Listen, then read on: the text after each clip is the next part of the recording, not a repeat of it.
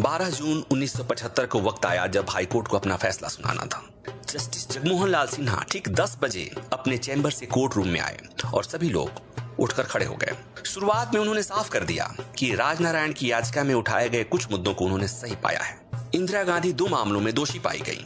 High court ने इंदिरा गांधी के खिलाफ चुनाव में सरकारी मशीनरी के दुरुपयोग के आरोप को सही माना, जिसमें कहा गया था कि रायबरेली के कलेक्टर और एसपी ने इंदिरा गांधी की चुनावी सभा के लिए मंच सहित आवश्यक इंतजाम किए थे। प्रधानमंत्री कार्यालय में इंदिरा गांधी के निजी सचिव यशपाल कपूर को इलेक्शन एजेंट नियुक्त करने को भी कोर्ट ने जनप्रतिनिधित्व कानून के खिलाफ माना और न केवल इंदिरा गांधी के चुनाव को रद्द कर दिया बल्कि उनके 6 साल तक चुनाव लड़ने पर रोक लगा दी।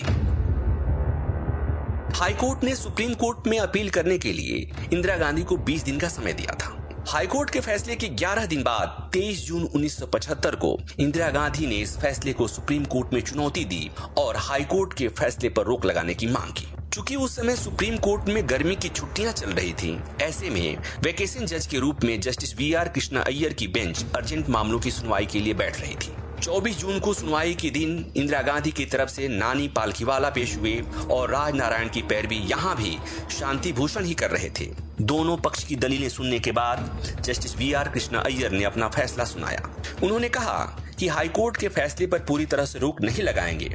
उन्होंने आदेश दिया कि इंदिरा गांधी प्रधानमंत्री बनी रह सकती हैं। साथ में ये भी कहा कि इस दौरान वे संसद की कार्यवाही में भाग भी ले सकती हैं, लेकिन इंदिरा गांधी वोट नहीं कर सकेंगी। यह इंदिरा गांधी जैसी सिटिंग प्राइम मिनिस्टर के लिए बहुत बड़ा झटका था।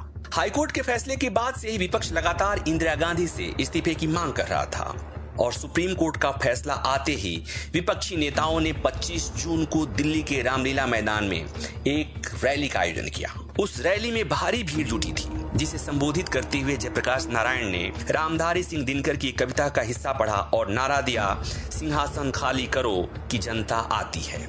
इधर जयप्रकाश नारायण की रैली हो रही थी, उधर इंदिरा गांधी राष्ट्रपति भवन पहुंची। रात होते होते इमरजेंसी का प्रस्ताव तैयार किया जा चुका था। उस प्रस्ताव पर तत्कालीन राष्ट्रपति फखरुद्दीन अली अहमद के दस्तखत होते ही दुनिया के सबसे बड़े लोकतंत्र में आपातकाल के शायद दौर की शुरुआत हो चुकी थी।